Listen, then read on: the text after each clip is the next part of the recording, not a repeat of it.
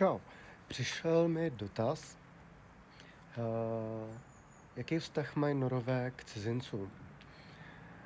Často jsem slýchával nebo někde i četl, že Norové jsou double-faced, že se tváří mile všechno, ale ve skutečnosti, že to jsou rasisti,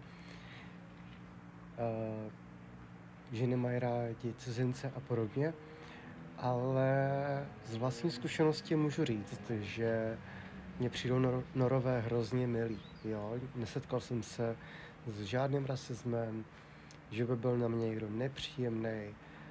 Spíše naopak, sousedi jsou hrozně milí, hlásí se k tobě a jak jsem ji zmiňoval v předešlých videích, tak každý z Norů, ať to je dítě nebo důchodce, tak každý umí anglicky. Takže se tady prostě pokecáš normálně.